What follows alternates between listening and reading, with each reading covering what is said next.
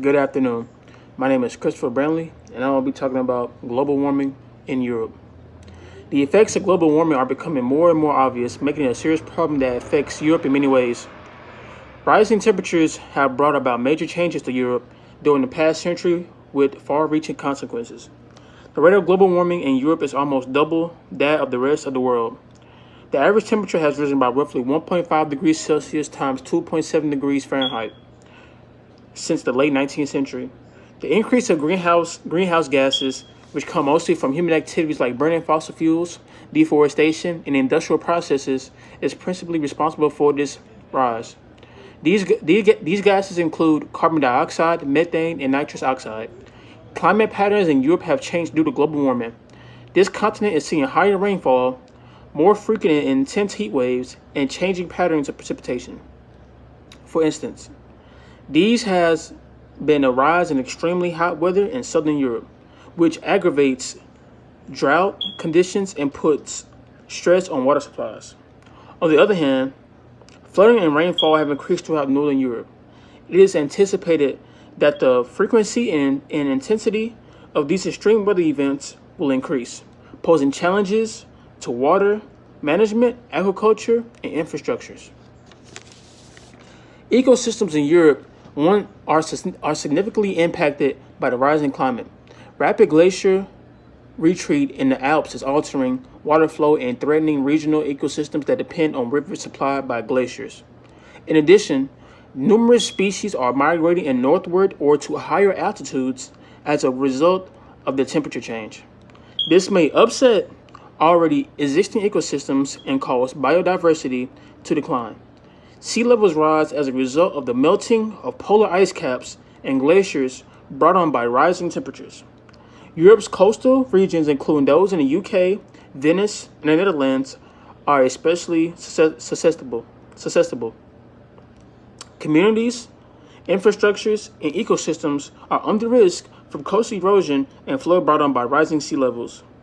Sea levels rise as a result of the melting of the polar ice caps and glaciers brought on by rising temperatures. In Europe, the financial consequences of global warming are significant. Changing growing seasons, an increase in the frequency of droughts, and floods present challenges for agriculture. Energy consumption patterns and expenditures are impacted by fluctuations in energy demand, with a greater requirement for heating in the winter and cooling in the summer. Social inequality is made worse by global warming. The elderly and people living in low-income areas are vulnerable groups. They are vulnerable. Well, part of vulnerable groups. That are more likely to be affected by heat waves and other extreme weather conditions. In addition, there may be health hazards due to expansion of disease and carrying insects, which ranges brought on by greater temperatures, as well as limits linked to the heat. European nations are actively pushing. No, European nations are actually actively pursuing methods for both adaptation and sorry, I don't know how to pronounce this word right. Mitigation. The goal of mitigation initiatives is to lower greenhouse gas emissions by putting in place carbon price mechanisms, increasing energy efficiency, and switching to renewable energy sources. They include strengthening flood banners, creating crops resistant to drought, and advancing urban planning to better handle heat waves and flooding. The European Union has set aggressive climate goals, such as achieving carbon neutrality by 2050, which calls for a thorough plan to address all facets of climate change. Europe is facing many issues as a result of global warming, which affects ecosystems, economics, and civilizations, in addition to changing weather patterns and raising sea levels. A diverse strategy is needed to address these problems. One that includes adaptation to handle the changes currently in place, as well as mitigation, to lower greenhouse gas emissions. Europe hopes to learn the worst effects and adjust to the new climate realities through concerted efforts at the national EU level.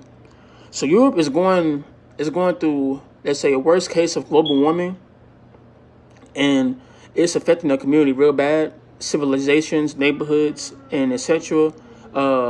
burning trees, like I said earlier, fossil fuels burning and etc. Like when you see, let's say, burning trees over there in the Himalayan mountains or something like that, it's basically affecting Europe in a bad way, and it has to change because it affects their air, and without the air, they can't breathe without the oxygen. So it affects the, like I said, the carbon dioxide, the dioxide, and the methane.